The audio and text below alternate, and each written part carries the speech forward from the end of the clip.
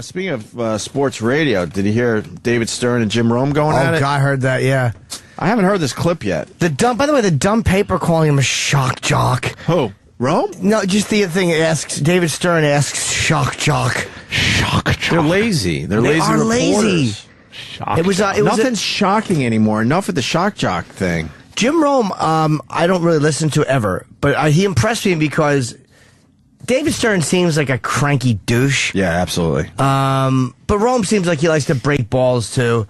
And they obviously have, I think the word was, they've had cantankerous times together. Cantankerous? But Isn't he in the cantankerous? Oh, right. Cantankerous. No, that's the other one. Dummies. A lot of hardcore NBA fans are convinced that lottery gets fixed. Every year? I've heard, I don't know what they were talking about. There's a lot of people convinced that they fixed that shit, to bring up the weaker teams so the competition is better. Oh.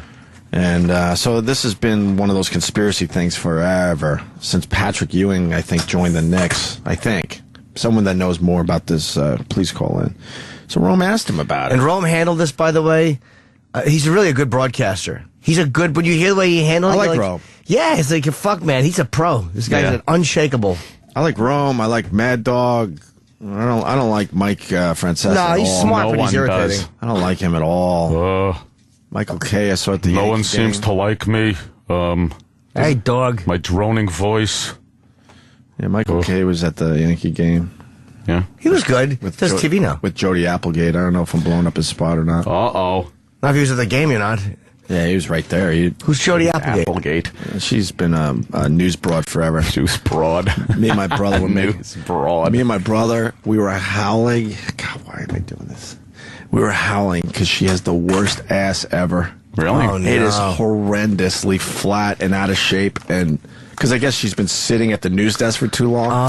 And she had panty lines, and when you see panty lines, it's usually a tiny little holy fuck piece of nothing. But you have big bloomers on? Big bloomers with the Bloomers? panty lines popping through. We were howling. I think we missed 2 innings of the game. Applegate's his wife? Oh, they're married on it. That seems to be what somebody says. But, Pal Talk, as far as yesterday goes, they just lie to me. Well, I don't.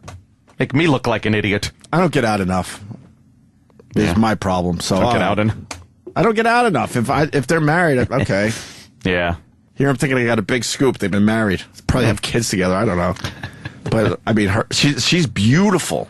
Yeah. She's got a really nice face. She's got some implants now, I believe. Everything Really? looks nice from here up. Yeah. But that ass is horrendous. And you've concluded it's from sitting at the news desk? Yes. I like it. Look, guys are hilarious. Yeah, it's from sitting at that news desk. I know this shit. Yeah. She's beautiful, though. She really is. But my point is nothing. Jim Rome talking to David Stern yesterday. If you haven't heard this, the fucking Twitterverse, as they like to call it, went nuts on this clip. The Twitterverse. We got the longer version, by the way. Yeah. So we'll see how much of this we want to play. New Orleans won the draft lottery, which of course produced the usual round of speculation that maybe the lottery was fixed. I know that you appreciate a good conspiracy theory as much as the next guy. Was the fix in for the lottery? But I before we get into that's just a dumb question. In all fairness, because David Stern would never admit it if that is the case, Right. So it is a loaded question.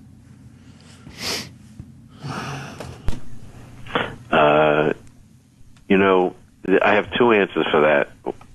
I'll give you the easy one. No, and a statement. Shame on you for asking.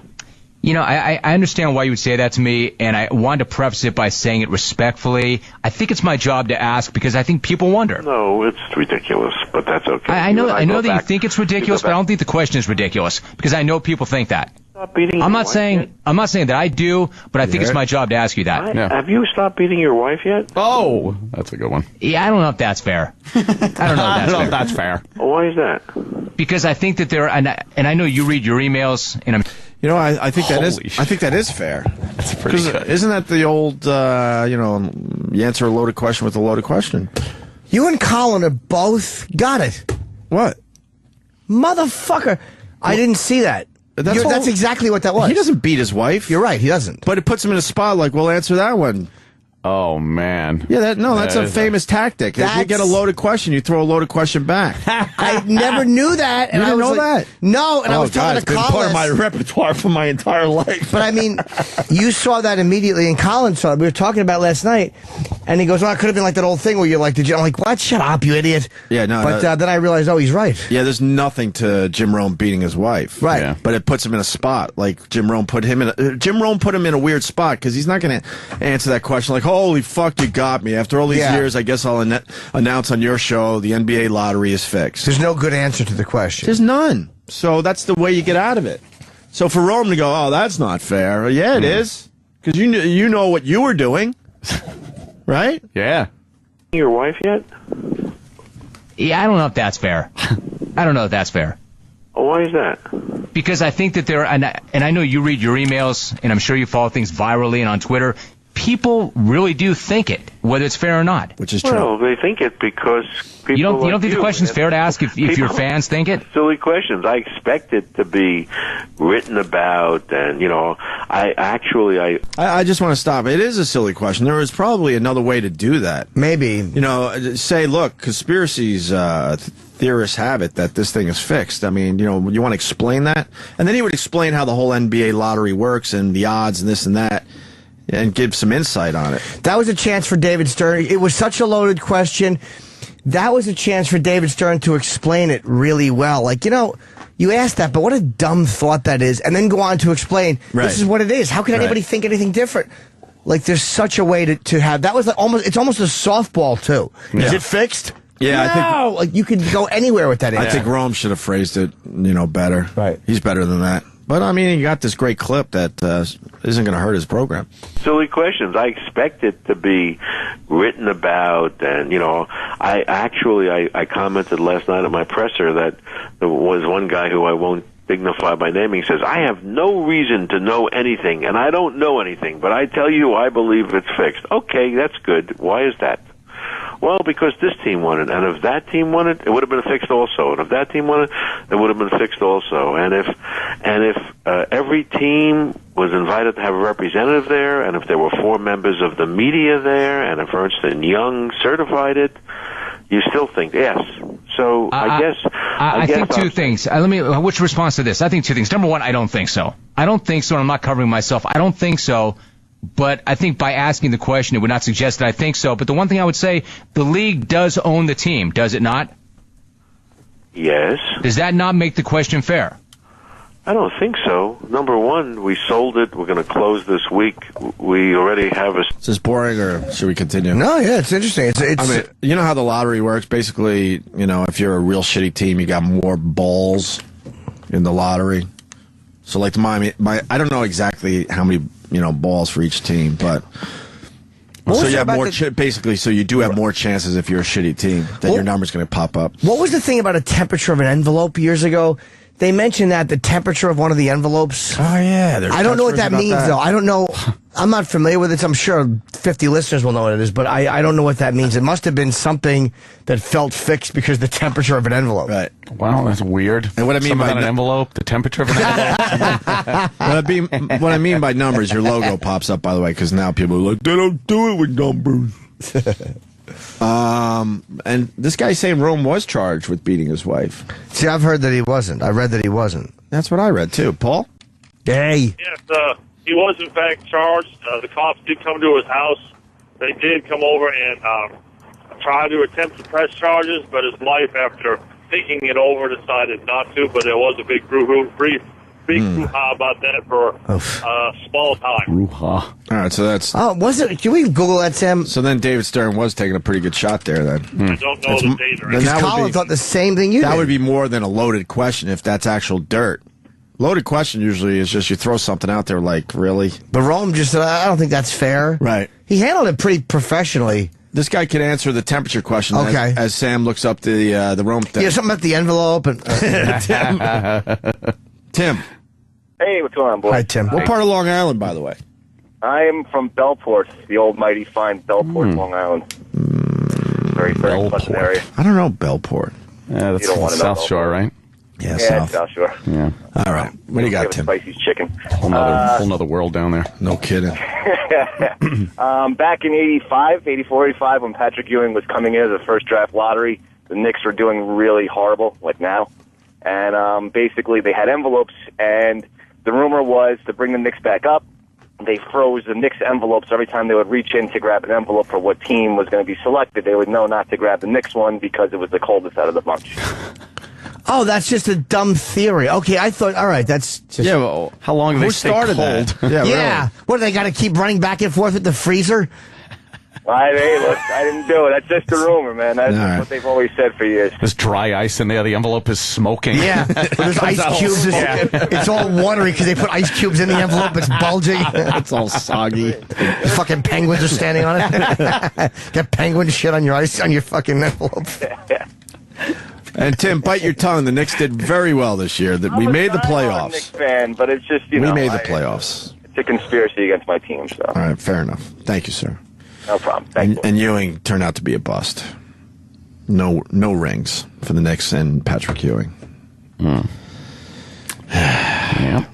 I don't think so. Number one, we sold it. We're going to close this week. We already have established our price. I think that if it had gone to Michael Jordan and which was the next team up with in terms of a high percentage, there was David's take care of his friend Michael, and if it had gone to Brooklyn, which is going into Barclays Center, it would have been fair to speculate, I suppose, that we want to take Brooklyn off of the mat. So there was no winning, and people write about it, and it's okay to write about it, and we sort of expect it, but that's not a question that I've been asked before by a respectable journalist. I think I understand why you're frustrated by that. I think that I understand why that would upset you. I would hope that you would not hold that against me. I wouldn't hold it against you. You and I have been into more contentious discussions than that. I don't know. I'd put that one right up there. Well, it's good copy, and you do things sometimes for cheap thrills. I did not do that for a cheap thrill. That's not what that was. Well, it sounded like it. No, not at all. No, that's my point. That's where you and I, that's our point of disconnect. That was not a cheap thrill, and I was not throwing anything against the wall, and I was trying to be as respectful as possible. I'm just saying that people wonder about that. And I don't want to ask you a question by, here's what I don't want to do. I don't want to say, hey, Commissioner, people would say, because I'm going to ask a direct question. But people did wonder. But that was not a cheap thrill. Well, I got no thrill out of that. It's a cheap trick. No, flopping is a cheap trick. No. Putting the police Flopping that's a good line. Well, these two are going at it. But listen, you've been successful in making a career of it, and I keep coming on. Making a career of what, though? Commissioner said that I take great offense to that. Making a career of what? What offense? Cheap thrills? Are you taking offense? I am now. Now I am. If you're saying that I've made a career of making cheap thrills. Time, taking on the world, and now Jim Rome is pouting. I love it. No, I'm not pouting. I take offense. There's a difference between pouting and taking offense. I take offense to that like you took offense to the question. What if I said, were you pouting when I asked the question? Get offenses. You want to hang up on me? No, I can't hang up on you because I'm running out of time. I would never hang up on you. Okay. Listen, I got to go call somebody important like Stephen A. Smith now. He's up next. All right, you go make that call, and I'll go talk to somebody else too, I guess, myself. All right. All right, Commissioner. Have a nice day. I did not hang up on him. We are officially out of time. See, I like the way he handled it. We'll come back and reset that momentarily. Stay tuned. What a pro, man. Like, I would allow my emotion to get in a way or to be a dick, but he... Yeah, but that would have been good radio. Yeah, but that was... When we sound like assholes, it's good radio for people. Sometimes, absolutely. But I mean, I was amazed at the way he handled it. Like, I was like, fuck, I would have been really annoyed at that. Yeah. The guy is wrong about the frozen envelope, Jim. Oh, okay. Joe in Jersey is very bad. You mean there's no ice cubes in the envelope? Of course. There's no dry ice, Joe? No ice cube. What happened in 85 was they put envelopes in like this ball that they spun around. The Knicks envelope was actually, the first three envelopes were placed in. The Knicks envelope was thrown and bounced off the wall. And when David Stern picked it up, it had indentation in it. That's the whole conspiracy with Patrick Ewing going to the Knicks was the Knicks envelope had a dent in it, was thrown in. David Stern, when he reached it, it's on YouTube, you can actually watch it. He reaches in and grabs it. It has a big dent in the corner, and that's the Knicks envelope. That's how they supposedly fixed the 85 lottery. Yeah, it's not far. On YouTube. It's not far-fetched to think that they fixed the lottery. Think about it; it's in the NBA's best interest to bring up a team, especially the Knicks at the time. They were horrendous, and they needed someone big. And why not? You know, why not? If you're the NBA and you can control some shit, you fix it and you get Patrick Ewing to the Knicks. You can even look like it's good for business. The years after that, like how the lottery was fixed. Like Orlando won 2 picks because they were a new team. They got Shaq one year, and then the year after that, Chris Webber. Right. The Nets had 1 or 2 picks, number one, because they wanted to be in competition with the Knicks, you know, for the tri-state area. So the lottery is fixed. Like LeBron went to Cleveland year. They won the lottery. I mean, if Michael Jordan won the lottery this year, it wouldn't have been really that bad because he did have the worst team ever. They only won 9 games. Oh, I know. Bobcats were horrendous. So they would have, it wouldn't have been fixed for them. It would have been fixed more if the Nets won it because they're moving to Brooklyn. So you can see a little bend in the thing. In the NBA draft. Yeah. Dave DeBuscher. Dave DeBuscher. Knicks legend. 85. Wow. Hold on one second, bro. Sorry. In the 1985 NBA draft, goes to the Indiana Pacers. The horseshoe works. Wait, what's that? Ball is back in New York City, my friend. What happened there? I don't know. Was that the number 2 pick? Indiana. Oh, that was the number 2 pick he announced. That meant the number 1 was going to the Knicks. Yeah, number 1 was going to the Knicks. Because that was if you watch it from the beginning, if you watch that video from the early beginning, you see them putting the envelopes in there. Right. And the Knicks one is actually thrown in there. Hey, Joe, do you know who was the second pick that year? Rick Smith. Jesus, really? He was good, right? He was all right. He was all right. Not Ewing. Isn't the number 2 pick usually? I mean, Ewing wasn't he a great player? They just didn't. Oh, everyone wanted Ewing. Trust me, he was. Oh, Ewing was the pick that year. He was the pick that year by far. Who else was in the top 5 picks that year? Any other names we know? I think Barkley might have been in that draft too, but I'm not sure who was like after that. So the Wayman Tisdale was in it, but he died. Right. Wait, that year he died? No, he died like the last 2 years. The last 2 years. Yeah, no, he played. All right, sir. Thank you. Thank you, Joe. The temperature. I love the temperature conspiracy.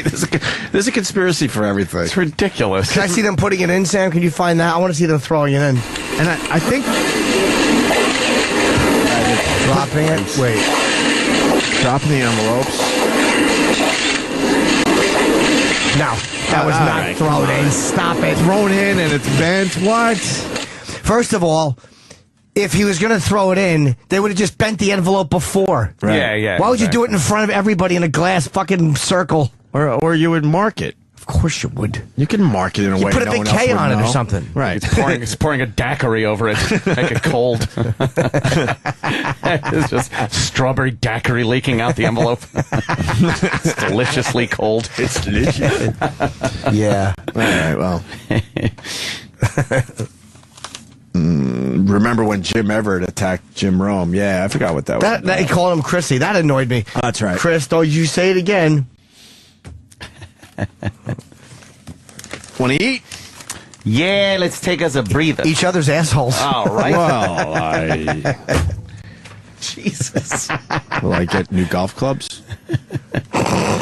We got the latest on Sandusky, hopefully. Oh, there's more. Oh, there's It ain't a good. sexy little Is there story. good stuff today? No, meaning Good it's stuff every day. for us, yes. For Jerry, no. Yeah. Well, yeah, it's we already know it's not going to be good for him. We already know that. I think we're hoping that some other people maybe get punished through this thing a little bit. Sam's got the clip. The Chris clip. Hey, you know what? Let me say one thing. In that game, how many sacks did I have that we came back and won? How many sacks did you How have? many sacks? Let's see, but this was back in 1989. Oh, that was So about you may have six. even been Jim Everett back there, but somewhere along the way, Jim, you ceased being Jim and you became Chris. Well, let me tell you a little secret.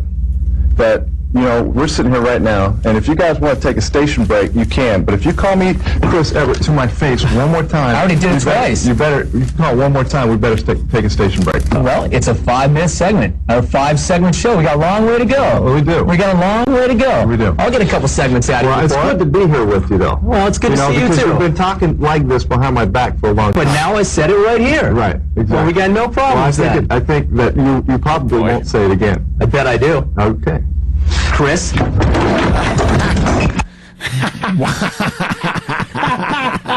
That's hilarious. I think that you probably won't say it again. I bet I do. Okay. Chris? Hey, Taylor, just kidding, man. Just kidding. Get him off me! Get him off me! Get him off me! That's not the real audio. That's not. No, someone's fucking. Okay. No, that's somebody. No, Rome took it like a man. I don't know who That's is more hilarious. annoying in that clip. Like, I don't, because he's a big fucking douchey jock, Right. Yeah. being intimidating. But then again, guys always do say shit behind your back. But then again, Rome does say it to him.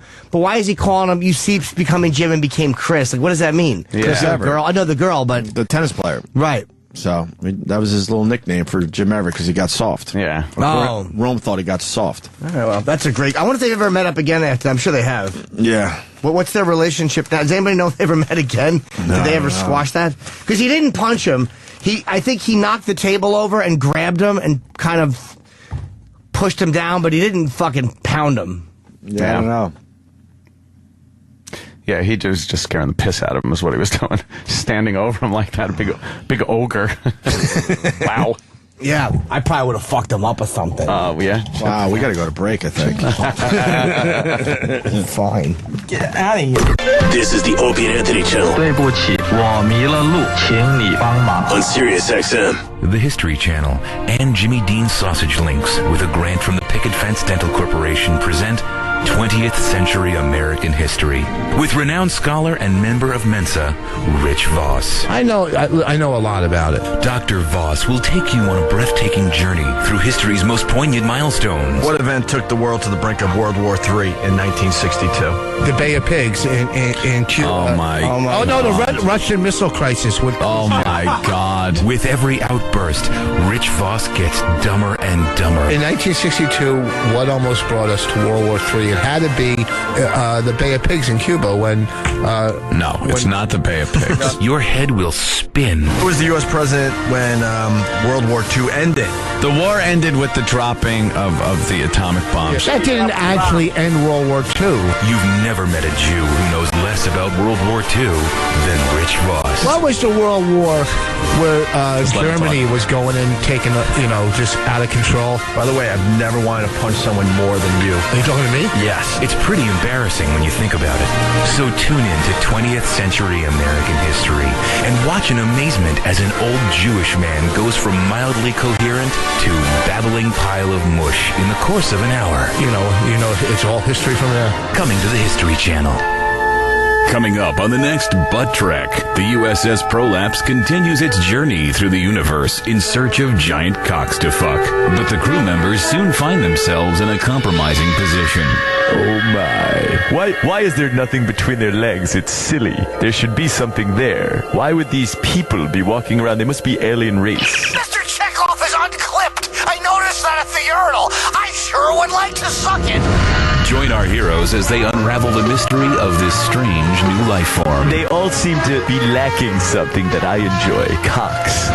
And struggle with the dangers of traveling through the universe. Bones, help me! There's a gerbil stuck in my hidey. Where did your cock go? Discover the fate of our fearless heroes. All on the next Butt Trek. Power up the ships, Captain. I'd like a dick in my backside.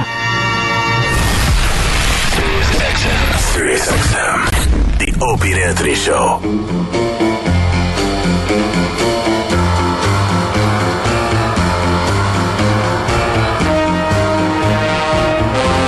Good morning, sexy. Good morning. How was it doing the virus in front of Jimmy Fallon? It was an honor. It was an honor. I liked the Jimmy Fallon interview yesterday. I thought it was really good. I like Jimmy Fallon. Why are they showing the old wrestling clip where Stossel gets choked out by, who is that, Sam? Dr. D. David Schultz. Why is that going down again? Can we find out? It's on Fox News. All right, anyway. It's E-Rock's turn anyway. Stossel's on. Oh, Stossel's just talking about it? I guess so. That was a famous clip where Stossel was trying to see if wrestling was fake or not, and then he got choked out and thrown to the ground, right? He must have just won the lawsuit after all that time. What? He's been fighting the lawsuit since that happened? Oh, my God. Well, pain, because you're involved in a lawsuit. And I yelled at him, how can you say this without even examining me? And he backed off. But sure enough, when I got the settlement, the pain gradually went away. I think lawsuits prolong pain in people. So wait a minute. So are you glad that you filed that lawsuit or not? Yeah, I think they should be taught a lesson that they can't go having reporters beaten up. But did you really have $300,000 worth of pain and suffering? I had 2 years of real pain, and you can determine what that's worth. Maybe not. And the lawyer takes $180,000 as his cut. And I'm criticized as a hypocrite because I criticized these suits. Is he dead? Some of them are useful. Dr. D? Wow, that second hit was harder than the first. Oh, so he didn't choke him. He slapped him pretty hard. Yeah, the choke was Hogan choked Belzer. Yeah. Here's the weird thing. Good. This happened in '84. Stossel. Who was he interviewing again? David Schultz. And basically, what did he say to him? He said, "I think this is phony. I think this is fake." And so Dr. D slapped him in his face and said, "Is this fake?" Yeah, knocked him on the ground pretty hard. Twice. He smacked him hard. What a fucking jerk-off. Yeah. The reason why it's in the news today, Stossel finally won the lawsuit. Did he finally? No. That's 28 years ago. 28 years? That's got to be wrong. He couldn't have just won. I think that's why they're doing it. No. Find out there, Sam. God, this is a classic clip. Scumbag. I remember that clip, too. Classic. And I hate reporters, but you can't fucking hit a guy. Right.